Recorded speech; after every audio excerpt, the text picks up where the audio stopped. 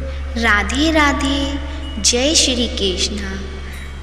प्रिय भक्तजनों, आप सभी को इंदिरा एकादशी की हार्दिक शुभकामनाएं। आज की इस वीडियो में हम सुनेंगे इंदिरा एकादशी की व्रत कथा, जिससे पूजा करने से हमारे पितरों को मोक्ष की प्राप्ति होती है।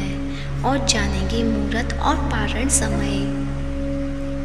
इंदिरा एकादशी का व्रत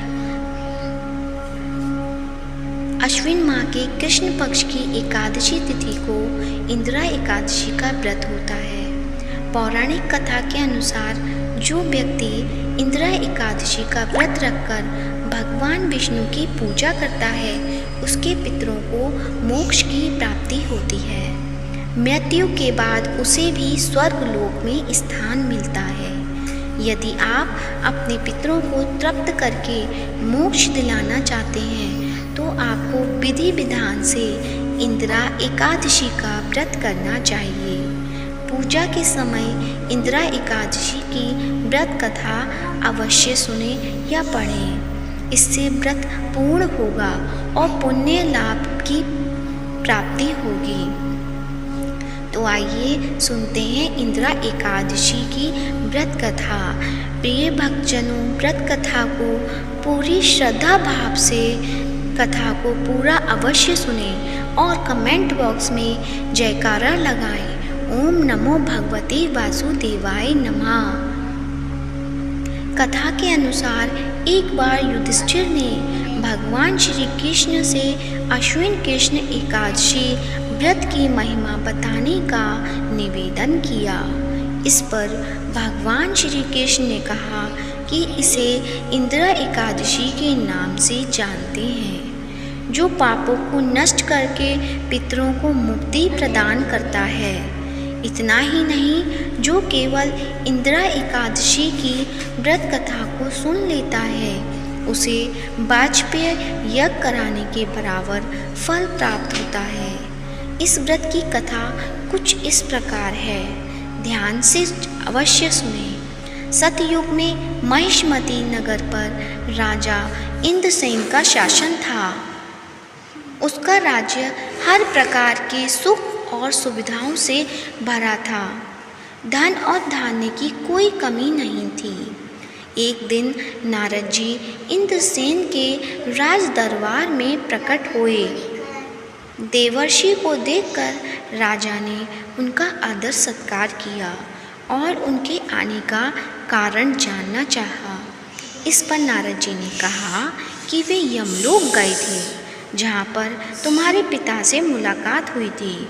उन्होंने तुम्हारे लिए कुछ संदेश भेजा है। नारद जी ने इंद्रसेन को बताया कि वे एकादशी का व्रत करते थे। किसी कारणवश उसमें विघ्न पड़ गया था। उसकी वजह से उनको यमलोक में यमराज के निकट समय काटना पड़ रहा था। यदि तुम चाहो तो इंदिरा एकादशी का व्रत विधि पूर्वक करो, जिससे उनको मुक्ति मिल सकती है और वे स्वर्ग में स्थान प्राप्त कर सकते हैं। इतना सुनकर राजा इंद्रसेन ने नारद जी से कहा कि इंदिरा एकादशी की व्रत विधि बताएं, उसके अनुसार ही वह व्रत करेगा। इस पर नारद मुनि ने कहा कि इंदिरा एकादशी के दिन तुम स्नान के बाद अपने पितरों के लिए तर्पण, श्राद्ध आदि कार्य करो। वहाँ पर भगवान शालिग्राम की मूर्ति जरूर रखना। उसके बाद ब्राह्मण को भोज कराओ, दान और दक्षिणा दो। गाय को भी भोजन का कुछ अंश खिला दो। इसके बाद तुम भगवान ऋषिकेश की पूजा फूल, अक्षत, धूप, दीप, नैवेद्य, फल आदि से करो। रात के समय में जागरण करना। उसके अगले दिन दैनिक क्रियाओं से निवृत्त होकर पूजा पाठ करो। ब्राह्मण भोजन, दान, दक्षिणा दो, फिर पारण करके व्रत को पूरा कर लो। नारद जी ने इंद्रसेन से कहा कि तुम विधि विधान से इंदिरा एकादशी का व्रत करोगे तो तुम्हारे पिता को अधोगति से मुक्ति मिल जाएगी। वे स्वर्ग लोक प्राप्त कर पाएंगे।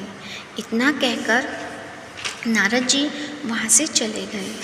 अश्विन कृष्ण एकादशी को इंदिरा एकादशी आई तो राजा ने नारद मुनि के बताए अनुसार व्रत और पूजन किया, दान और दक्षिणा देकर व्रत को पूरा किया।